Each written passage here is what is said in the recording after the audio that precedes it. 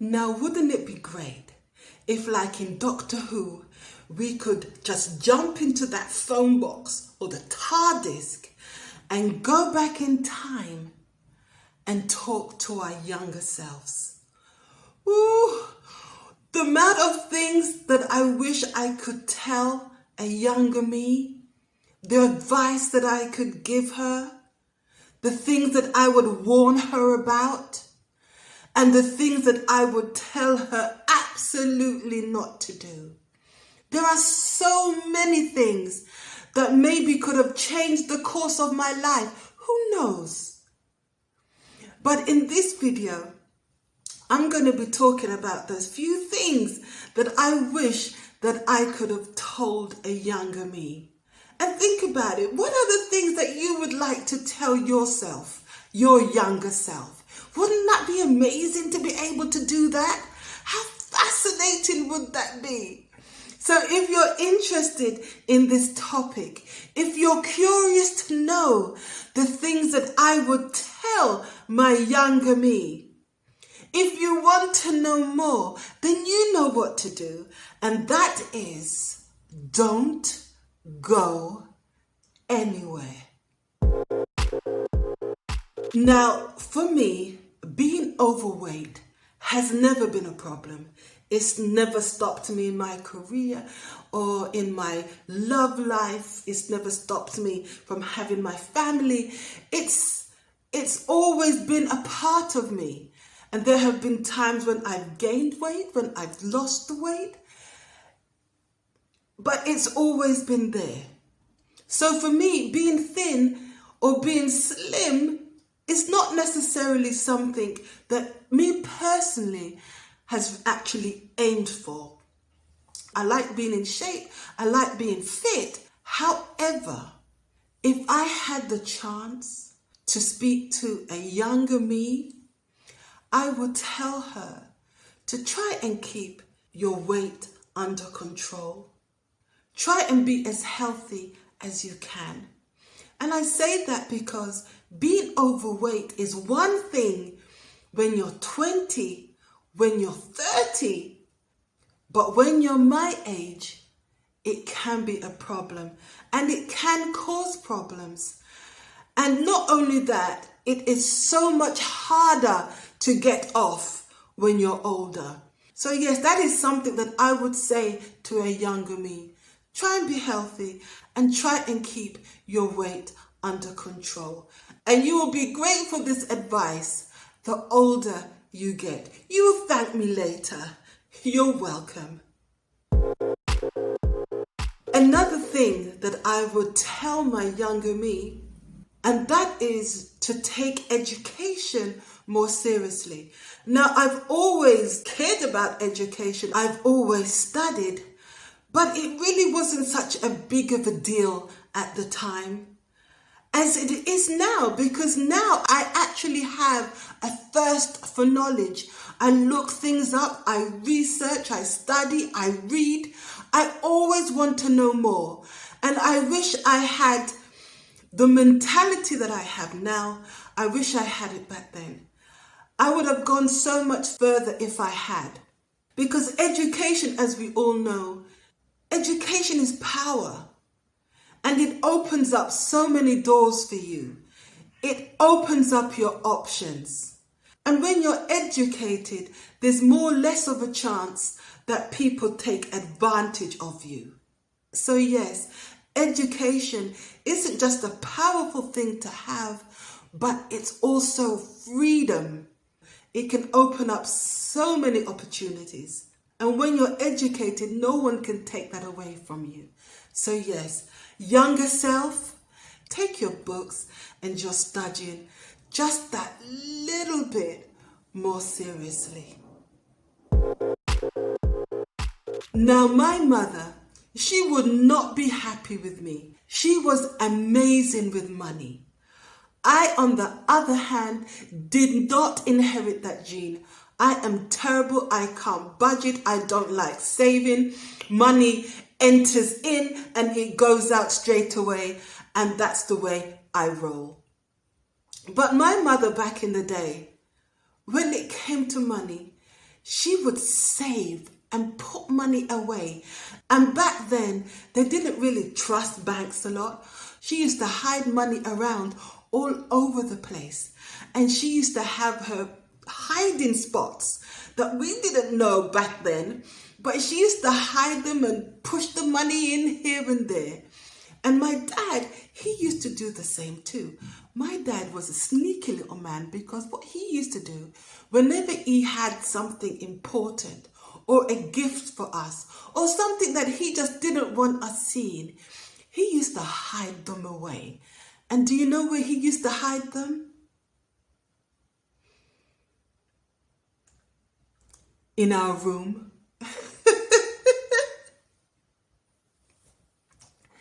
He knew the one place that we would never look for anything would be in our room. And I used to find that thing so annoying but amazing at the same time. I mean, how incredibly sneaky is that? But it's something that I picked up from him. And it's something that I used to do myself. And I remember one particular time that my daughter, she was in punishment for something, and I took away her tablet because she didn't have a phone at the time, but she had her tablet. And I said, no watching your programs for you. So I took it away and I hid it. And she wasn't supposed to see it for a couple of days. Now, the next day I was at the spa and I was getting my nails done. And where I used to get my nails done, it was near her school. So when she finished school, she came in to say hello before going home. Now, usually what she would do is stay in the spa with me. But this time, she couldn't get out quick enough. And I said, what's the rush? And she said, I just want to go home.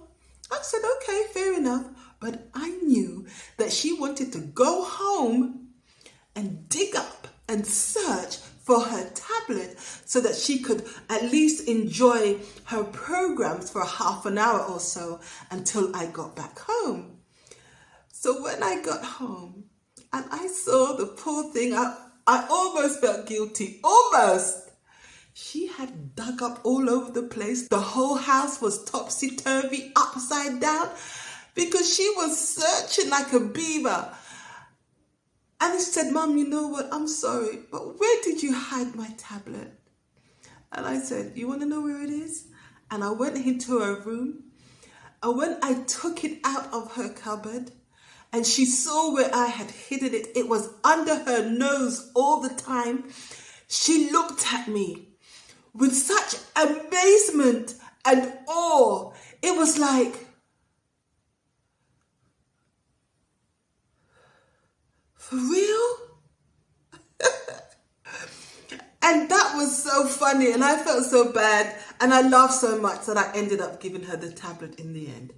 But yet, thank you, Dad, for teaching me those little tricks, So yes, for me, what I would say to my younger self is start saving money. Learn about money and investments. Put them away. Put it away. Hide some away for a rainy day. Take money seriously too, not just your education, because money is a serious thing. I would definitely tell that and try to instill that into a younger me. Now, one of the things that I would most definitely say to a young Angie, and that is, when it comes to relationships and intimacy, don't try and follow somebody else's timeline. It is something that you will do when you're good and ready, when you feel that the time is right for you. There are those that are doing it at 14 and 16 and whatever. Good for them. But if that's not you, and if you're not ready to, then don't feel bad if you do it at a later age. Because you know what? Sex isn't currency for love and commitment. Those butterflies in your stomach, maybe they're telling you to fly away and not to fall. Take your time, because you know what? You're not going to regret waiting. but you might regret rushing. At the same time though, when it comes to intimacy, when it comes to falling in love, when it comes to finding the right person, don't fear it. There is nothing wrong with it. There's nothing to be ashamed of if it's something that you feel, that if it's something that you want to do. It's the most natural thing in the world. And if it's done with the right person, it can be beautiful and it can be so special. So don't rush into anything. Take your time. You won't regret it. Now, I don't think that anyone chooses to be alone or wants to really be alone. It's nice to come home to somebody. It's nice to have someone waiting for you. It's nice to be able to cook for someone. It's nice to have someone appreciate you. But make sure that that man is the right man and not just any man. A man that will love and respect you. Now, he might not always agree with you, but he will always be on your side. Being alone might be uncomfortable, but being with the wrong person, it's unbearable. Choose peace over presence, and character over convenience, and respect over romance. So one of the things that I would most definitely say to a younger me, even though it's something that the younger me did learn day after day, and that is, whatever it is that you want, go out and get it. Work hard for it, because guess what? No one is going to give you anything. There are no free rides. So go and work your butt off for what you want. The world doesn't owe you a damn thing. And your dreams won't work unless you do. Nobody's going to come and save you. No one's going to come and hand you success or make your dreams come true. Your success is your responsibility. So get up, show up, and make it happen. What I would definitely say to younger me too is choose your friends very carefully. Just because you know a lot of people doesn't mean that you have a lot of friends. And sometimes the people who you think are friends, they're not. I have people in my life that I don't see very often, and I've known them nearly all my life. I've known them for decades. And I know they're there, and they know that I'm there for them. But there are people that aren't in that category. And your friends are either lifting you up or they're pulling you down. There's really no middle ground here. Those convenience friends, you know, the ones that just kind of show up when they want something. Those that suck your energy and leave you drained. Those fair weather friends that when things get tough, that when things get hard, you don't see their feet for dust. Choose friends that are going to celebrate with you your successes. Friends that will show up during the hard times and make your life so much richer just by being in it. Those are the people that you need to surround yourself with. It will make your life so much easier and more fulfilling. You know, when we were younger, we didn't have much, but my parents were really hardworking. They used to work their butts off, and they did their very best to give us what they thought we needed. And we didn't complain much because we saw and we knew how, even at a young age, we realized just how hard they worked. And we never used to have the best clothes and opportunities that other people at our age had. Our hair wasn't always done up in the best styles. We couldn't afford to go on holidays. We couldn't do a lot of things. And although we understood, at the same time, you still reason with childlike mentality. And it seemed as if it wasn't fair that they had all these opportunities and we had very little. Certain things when you're younger, you couldn't help but compare. And I used to compare myself with some of my friends and think, it's not fair. Look, they can go on holidays and I can't. Look how their hair looks nice and mine looks so rough. Look how their clothes are so stylish and mine's not. And it was, comparing. And I would say to my younger self, don't compare yourself to others. Your journey is different. You're unique. And remember one thing, you're not with them all the time. You don't know what they're going through. You're there comparing yourself to them, but you don't know what their life is like. Who's to say that your life isn't better, even though you may not be as stylish as they are? You're not there at 3 o'clock in the morning when they're probably crying themselves to sleep. You don't see their struggles, their fears. Your journey is not supposed to look like anybody else. You're not supposed to have all the things that everybody else has. You're you. Your path, your pace, your journey, and that's it. Now, something that I always say now, so most definitely I would say to a younger me, and that is trust your gut. It doesn't matter what it is, whether it be with relationships or with work or with friendships or in the places that you travel to.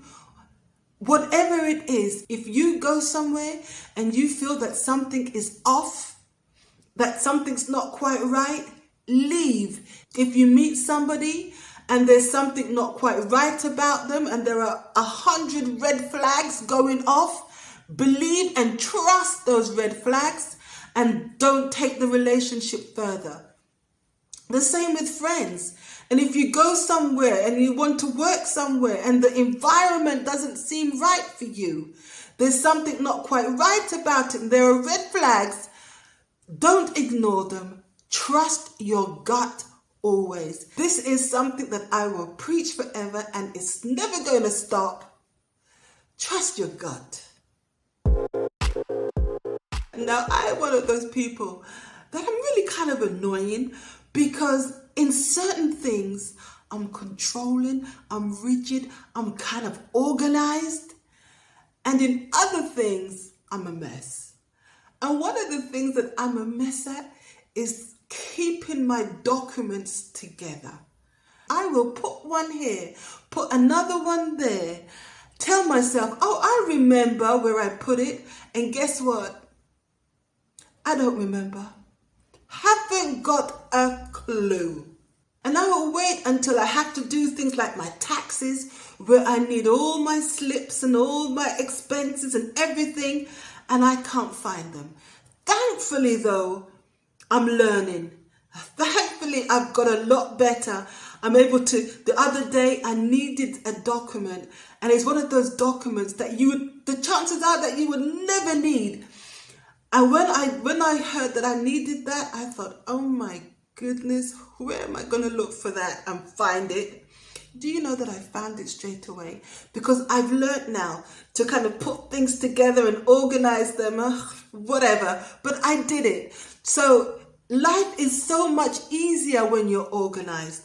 Life is so much easier when you don't have to panic because certain documents, your medical cards and things like that, you don't have to go rushing around looking for them.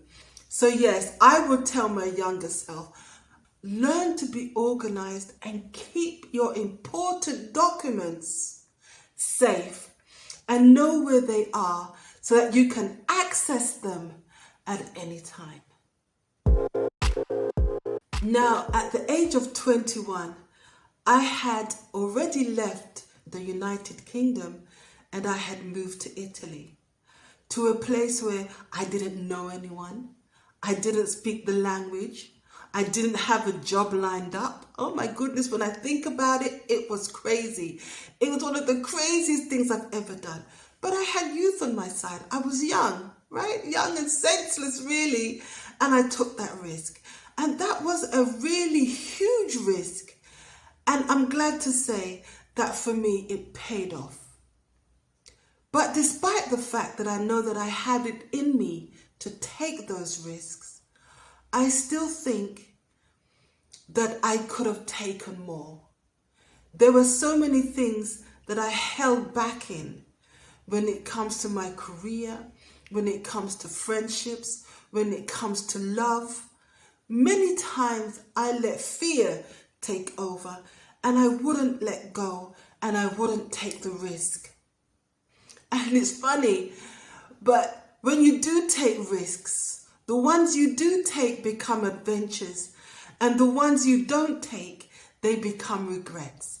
And although I don't really have any regrets, because I was what I was at the time, I was there, and that's what I could do, that's what I had in me.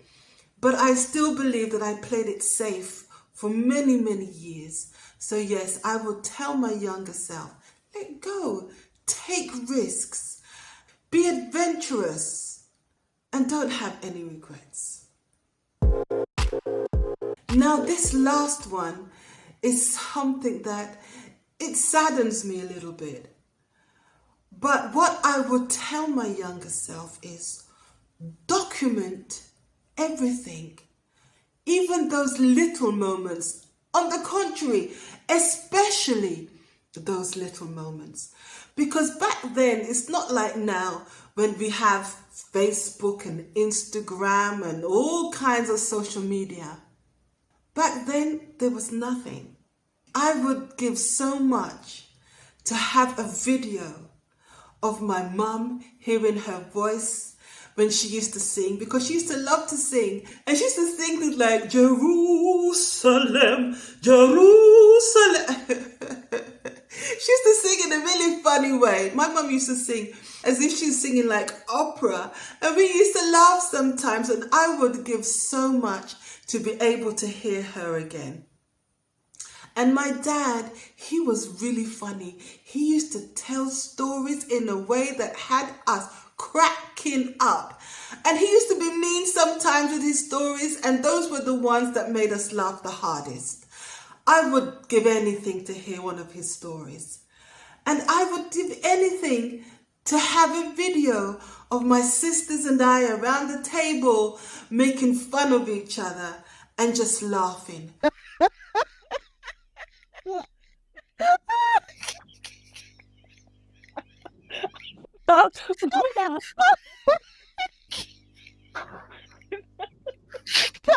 Those moments are priceless, and those are things that I will never have because the younger me didn't document them.